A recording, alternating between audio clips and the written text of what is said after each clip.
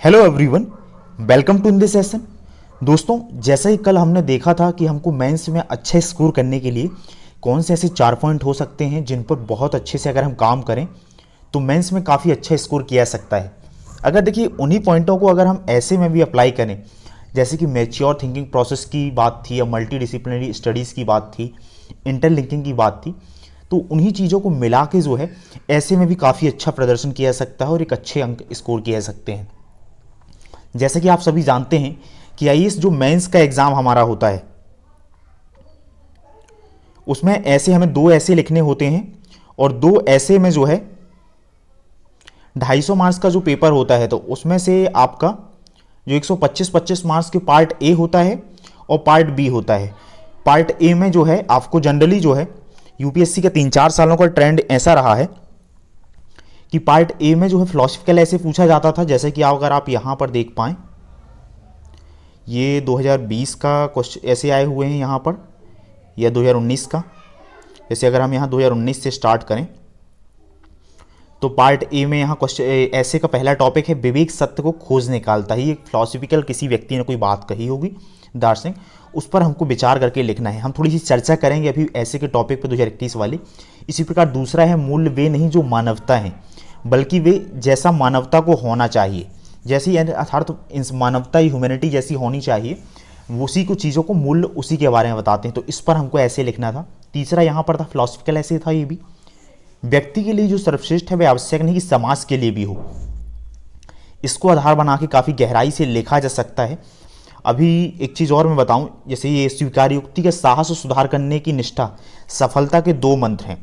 यहाँ पर 2 बातें की गई हैं, अर्थात अगर आपने कोई भी काम किया है तो उसके लिए एक्सेप्टेंस, और दूसरा है सुधार करने की निष्ठा। आपने अगर कोई अच्छा बुरा काम जो भी किया है तो उसके लिए आप एक्सेप्ट कीजिए, और उसके लिए जो इम्प्रूव करने के लिए जो डेडिकेशन है वही जो है सफलता के 2 मंत्र हैं। इस पर मेंस में ऐसे लिखा हुआ था। और देखिए ये जो टॉपिक्स हैं फिलोसफिकल ऐसे वाले, हो सकता है अगर आप अभी इनिशियल स्टेज में हैं प्रिपरेशन के तो आपको ये बहुत डिफिकल्ट लगेंगे कि इस पर कैसे 1000 से 1200 वर्ड से लिखा सकता है। लेकिन मेरी बात मानिए, इसमें कोई भी आपको डरने की आवश्यकता नहीं है। ये बहुत ज़्यादा ऐसे कोई डिफ़िकल्ट टॉपिक नहीं है।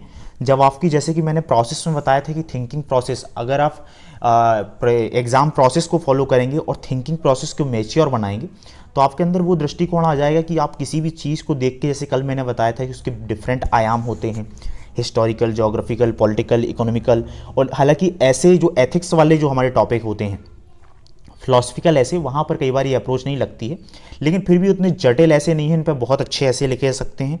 इसके अलावा यहाँ पर अगर आप दूसरा पार्ट देखें 2019 वाला, तो ये यहाँ पर जो हमारा जीएस पेपर 1, 2, 3 और 4 पेपर है, 4 तो एथिक्स वाला ही आ जाता है वहाँ पर, तो उसी संबंधित जो है फिलोसफिकल ऐसे आ जाते हैं, और जो 1, 2, 3 है पेपर, तो उसी में से देखें अगर आप देखें तो यहाँ पर है दक्षिण एशियाई समाज सत्ता के आसपास नहीं बल्कि अपनी अनेक संस्कृतियों, विभिन्न पहचानों के ताने वाने से बना है।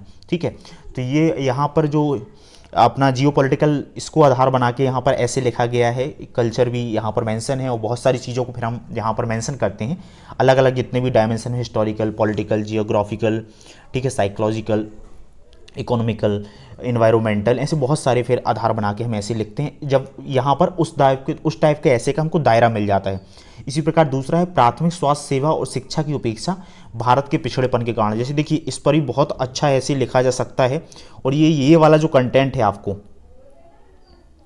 प्राथमिक स्वास्थ्य सेवा और शिक्षा की उपेक्षा, तो ये आपको जीएस पेपर 2 गवर्नेंस के टॉपिक से मिल जाता है आपको प्रॉपरली। जीएस पेपर 3 में भी कुछ टॉपिक इसमें से मिल जाएगा। ये वाला जो है इंटरनेशनल आईआर और जो आपका हिस्ट्री एंड कल्चर है उससे मिला के लिखा जा सकता है। तो ये कंटेम्प्रेरी इशूज़ पर भी हम आधारित बोल सकते हैं, जो पार्ट बी में आते थे, ऐसे पहले आते थे इस साल, हालांकि फिलोसफिकल ऐसे ही दोनों खंड में हमें देखने मिलते हैं। तीसरा है पक्षपातपूर्ण मीडिया भारत के लोकतंत्र के समक्ष एक वास्तविक खतरा है। इसके ऊपर मैंने लिखा हुआ था, क्योंकि स्पेक्ट्रम में आपको मीडिया के ऊपर एक चैप्टर ही मिल जाता है। उसके बाद आप कंटेम्प्रेरी अगर थोड़ी सी निगाह रखते हैं, लेकिन कहीं ना कहीं दोस्तों एक चीज़ होती है ऐसे में कि ओवरऑल आपकी थिंकिंग प्रोसेस क्या है वो चेक की जाती है। साथ ही आपकी भाषा में पकड़ भी अच्छी होनी चाहिए, ताकि बहुत ही आप प्रभावपूर्ण शैली में ऐसे लिख सकें, और वो धीरे धीरे आ जाता है, उस पर घबराने की आपको आवश्यकता नहीं है। तो इस पर बहुत बैलेंस होने की ज़रूरत होती है। कई बार ऐसा नहीं होता है, हो सकता है आपको लगे कि अभी वर्तमान में मीडिया बहुत ज़्यादा पक्षपात है, या पक्षपाती या जो भी आपकी विचारधारा है, जो भी आपका जिस तरीके का नज़रिया है, फिर भी आपको बहुत ही बैलेंस ऐसे लिखना है, उस पर कहीं ऐसा नहीं जाना है कि आपको रेडिकल बन जाए और एक पक्ष ले लें। तो इस चीज़ों को ध्यान रखना होता है ऐसे में। आठवां जो यहाँ पर पार्ट बी में जो आठवां आया हुआ है, चौथा जो है कृत्रिम बुद्धि का उत्थान अर्थात आर्टिफिशियल इंटेलिजेंस पर आया हुआ है, टेक्नोलॉजी पर बेस पे यहाँ पर आया हुआ है। ऐसे भविष्य में बेरोजगारी का खतरा अथवा पुनर्कौशल और उच्च कौशल के माध्यम से बेहतर रोजगार का सृजन, तो ये इन चीज़ों की बात करता है। यहाँ पर हमने 2019 में आए हुए कुछ ऐसे को देखा। अगर हम 2020 की बात देखें, अगर यहाँ पर अगर देखिए 2020 में जो ऐसे देखें तो पार्ट ए में जो आया हो, मनुष्य होने और मानव होने के बीच का लंबा सफर ही जीवन है। अर्थात जैसे आप पैदा होते हैं और जैसा एक इंसानियत की आवश्यकता है उसके बीच का सफ़र ही, इस पर भी बहुत अच्छा ऐसे लिखा सकता है। दूसरा फिलोसफिकल जो हमारा ऐसे यहाँ पर विचारपरक संकल्प स्वयं के शांतचित्त रहने का उत्प्रेरक है। विचारपरक संकल्प की यहाँ पर बात करता है और वहाँ खुद को शांतिपूर्ण जीवन या शांतचित्त रहने का, अर्थात शांतचित्त यानी कि जीवन की जितनी व्यवधान है या एक्सटर्नल फैक्टर हैं उस पर हम डिपेंड ना हो और हम शांतचित्त जीवन जी सकें, उसके लिए जो विचार संकल्प, जो विचारपरक संकल्प है वो उसका एक कैटलिस्ट है। इस तरह की ये बात करता है। तीसरा यहाँ पर है जहाज अपने चारों तरफ पानी के वजह से नहीं डूबा करते, जहाज पानी के अंदर समा जाने की वजह से डूबते हैं। देखिए ये देखने का, जैसे कल मैंने आपको बताया था कि आपका चाय की टपरी में खड़ा हुआ सामान्य मानवीय और एक IAS एस्पायरेंट्स में अंतर होना चाहिए। जो चीज़ें केवल विजुअल दिखाई गई हैं, जो सामने लाइन लिखी गई है, उसके पीछे कितने डायमेंशन हो सकते हैं, जब उस पर आप थोड़ी थोड़ी थिंकिंग प्रोसेस पे काम करेंगे तो आप बहुत ही मैच्योर तरीके से आपकी थिंकिंग प्रोसेस बन जाएगी और आप बहुत ही अच्छा ऐसे लिख पाएंगे। साथ ही चौथा यहाँ पर अगर टॉपिक जो है सरलता चरम परिष्करण है, यहाँ पर बात करता है। कुछ चीज़ों में ऐसा भी होता है कई बार आप एग्जैक्ट मीनिंग नहीं समझ पाते हैं, तो फिर आप उसी ऐसे को चुनें अगर आप ऐसे लिख रहे हैं जिसका आप एग्जैक्टली बिल्कुल मीनिंग समझ सकें। कहीं कि कहीं ऐसा ना हो कि आपसे जो एग्जामिनर जो डिमांड कर रहा है जिस टॉपिक पे लिख के, आप ऐसा ना हो कि उसके मीनिंग को एग्जैक्ट अगर नहीं समझ पाते हो और आप उस पर यहाँ वहाँ कुछ चीज़ें लिखते रहते हैं, क्योंकि आपको टॉपिक के इर्द गिर्द ही आपको आसपास लिखना है और उसको थीम में रख के, सेंट्रल थीम में रख के लिखना है। यहाँ पर देखिए पार्ट 2 में अगर यहाँ भी हम जो देखें, जो हम हैं वह संस्कार है, जो हमारे पास है वह सभ्यता है। 2020 का है ये। यहाँ पर जो छठवां टॉपिक है, यहाँ पर बिना आर्थिक समृद्धि की सामाजिक न्याय नहीं हो सकता, किंतु बिना सामाजिक न्याय की आर्थिक समृद्धि निरर्थक है। देखिए अगर इकोनॉमिक ये कहता है कि सामाजिक आर्थिक समृद्धि की अगर इकोनॉमिकल जो हमारा प्रॉस्पेरिटी नहीं होगी तो सोशल जस्टिस नहीं हो सकता है, किंतु अगर सोशल जस्टिस नहीं होता और केवल इकोनॉमिक प्रॉस्पेरिटी होती है तो वो निरर्थक है। तो इस पे आप ये हमारा जो सोशल जस्टिस और जो पेपर 2 है, पेपर 3 है, उससे आप मिला जुला के अच्छा खासा ऐसे लिखा जा सकता है, या कंटेम्प्रेरी इशू से भी आप मिला के बोल सकते हैं इसको। साथ ही तीसरा यहाँ पितृ सत्ता की व्यवस्था नज़र में बहुत कम आने के बावजूद सामाजिक विषमता की सबसे प्रभावी संरचना है। इस पर लगभग हर बच्चा लिख सकता है। ये एक प्रकार से महिलाओं की हमारी समाज में जो दुर्दशा है वो देखने में तो नज़र नहीं आती है, क्योंकि अर्बनाइजेशन हो रहा है या मेट्रोपॉलिटन कल्चर की वजह से, लेकिन वो कहीं ना कहीं अभी भी सबसे एक प्रभावी संरचना है। जैसे कि एक प्रकार से इसको आप ऐसे समझिए कि जैसे महिलाओं को हमने क्या किया है कि अब उनको बाहर काम करने की आज़ादी तो दे दी है, तो कि महिलाएं काम कर सकती हैं, पढ़ाई कर सकती हैं, लेकिन घर में जो है, जो घर की जो वैल्यू सिस्टम है कि खाना बनाने का काम है वो महिलाएं ही कर रही हैं। पति अगर महिला खाना बनाती है और मतलब पति काम नहीं भी करता है तो भी महिला खाना बनाना पड़ता है, और बाकी जितनी गतिविधि होती हैं, चाहे बच्चे की देखरेख का काम हो, चाहे खाना बच जाता हो, वो जो महिलाएं, अगर आप गांव के स्तर पे देखेंगे तो महिलाएं ही सर्व करेंगी। तो कहीं ना कहीं क्या होता है कि हमने वो ऊपर से नज़र में तो नहीं आता है कि हाँ हमने इनइक्वालिटी वहीं पर है, लेकिन वो सबसे एक प्रभावी संरचना है। तो क्या होता है कि कोर वैल्यूज़ वही बनी हुई हैं और पेरिफेरल वैल्यूज़ जो हैं वो चेंज हो रही हैं, अर्थात जो सेंट्रल की वैल्यूज़ हैं, जैसे कि अगर मैं आपको यहाँ पर बताऊँ कि एक मिनट, जैसे कि ये कोर वैल्यूज़ हैं और ये तो जो कोर वैल्यूज़ है वो वैसी की वैसी हैं। यहाँ पर थोड़ा बहुत चेंज हो रहा है पेरिफेरल चीज़ों में चारों तरफ, तो कोर चीज़ें जो हैं वो वैसी की वैसी बनी हुई हैं। तो इस तरीके से आपको समझने की ज़रूरत है, तभी आप बहुत गहराई में लिख सकते हैं। ये IAS की तैयारी करने वाला मुझे लगता है हर बच्चा इस पर बहुत गहराई से लिख सकता है, क्योंकि पैट्रियार्की पर हर कोई पढ़ता ही है, सोसाइटी में पढ़ता है, GS पेपर 1 के टॉपिक में। फिर 8वां टॉपिक है यहाँ पर अंतर्राष्ट्रीय संबंधों और मौन कारक के रूप में प्रौद्योगिकी, टेक्नोलॉजी किस तरीके से इंटरनेशनल रिलेशंस में रोल प्ले करती है उसके ऊपर लिखना है। ये भी कंटेम्प्रेरी टॉपिक पर आधारित है, आप लिख सकते हैं। अब हम आ जाते हैं इस साल का जो हमारे पेपर जिसकी हम चर्चा कर रहे हैं, 2021 में कौन कौन से ऐसे आए हुए थे और उनकी थीम क्या थी। देखिए यहाँ पर दोनों जो टॉपिक हैं, जो पार्ट ए और पार्ट बी दोनों हैं, वहाँ पर दोनों में कहीं ना कहीं जो है थोड़ी सी फिलोसफिकल ऐसे दिए गए हैं। एक आध टॉपिक अगर हम निकाल दें यहाँ से कंटेम्प्रेरी, तो वहाँ पर फिलोसफिकल ऐसे ही हैं, जनरल स्टडी का वैसा स्कोप नहीं मिल पाता है हमको। अगर ऐसे ऐसे में क्या होता है कि अगर आप थोड़ा सा काम करेंगे, मैं उसके बाद में थोड़ी चर्चा करूँगा टॉपिक देखने के बाद। पहला टॉपिक कहता है पार्ट ए का, आत्मसंधान की प्रक्रिया अब तकनीकी रूप से बाह्य स्रोतों को सौंप दी गई है। देखिए, अपने आप की जो खोज है, जो बुद्ध की बात करते हैं, जो महावीर बात करते हैं, जो कबीर बात करते हैं, वो जो प्रक्रिया है उसको हमने एक्सटर्नल फैक्टर यानी टेक्नोलॉजी पर सौंप दिया है। इस पर बहुत अच्छे से अगर आपकी थोड़ी सी समझ है चीज़ों को लेके, हमारे लिटरेचर को लेके थोड़ी सी समझ है, या चीज़ों को कैसे काम करती, थोड़ा सा अगर आप आत्मचिंतन करने वाले व्यक्ति, तो आप बहुत अच्छा आप इस पर लिख सकते हैं। और थिंकिंग प्रोसेस तो हर जगह काम आने वाली है। दूसरा है, आपकी मेरे बारे में धारणा आपकी सोच दर्शाती है। आपकी मेरे बारे में धारणा आपकी सोच दर्शाती है। आपके प्रति मेरी प्रतिक्रिया मेरा संस्कार है।